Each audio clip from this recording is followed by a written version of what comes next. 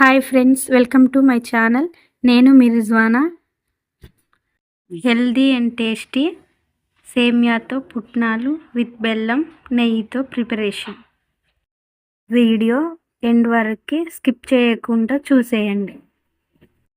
పక్కా tips తోటి ఈ విధంగా ట్రై చేయండి. చిన్నపిల్లల నుంచి పెద్దవాళ్ళ వరకు చాలా టేస్టీగా ఉంటాయి. ఈ విధంగా ట్రై చేయండి.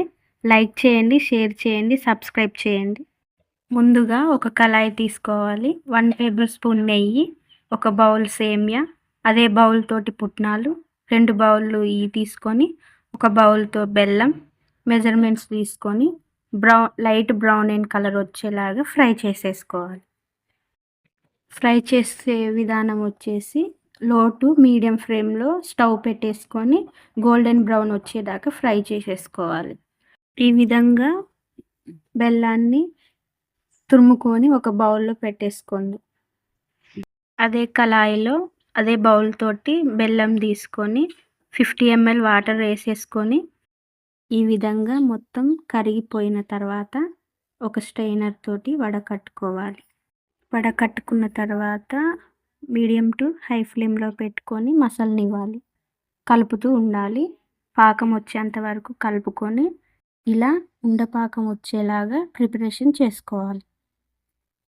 ఇంకో బౌల్లో వాటర్ తీసేసుకొని అందులో వేసుకుంటూ ఉండపాకం వచ్చిందేమో చెక్ చేసుకొని ఉండపాకం వచ్చిందా రాలేదా అని చెక్ చేసేసుకోవాలి. ఈ విధంగా వచ్చినట్టయితే పాకం గట్టిగా వచ్చినట్టు పర్ఫెక్ట్గా ఉంటుంది. ఇప్పుడు ఇందులోనే ఒక 4 ఇలాచీలు దంచి పౌడర్ వేసేసుకోవాలి. ఆ తర్వాత సేమియా వేసి కలుపుతూ ఉంటూ అందులోనే పుట్నాలని కూడా కలుపుతూ ఉండాలి. అదేవిధంగా పుట్నాలు కూడా తీసేసుకొని అందులో కలిపేసుకొని గ్యాస్ ఆఫ్ చేసేసుకోవాలి. తర్వాత ఉండలుగా చుట్టేసుకొని మీకు ఇష్టమైన షేప్లో ప్రిపేర్ చేసుకోవచ్చు. చిన్నపిల్లలు అయితే చాలా ఇష్టంగా తింటారు. హెల్దీగా కూడా ఉపయోగపడుతుంది.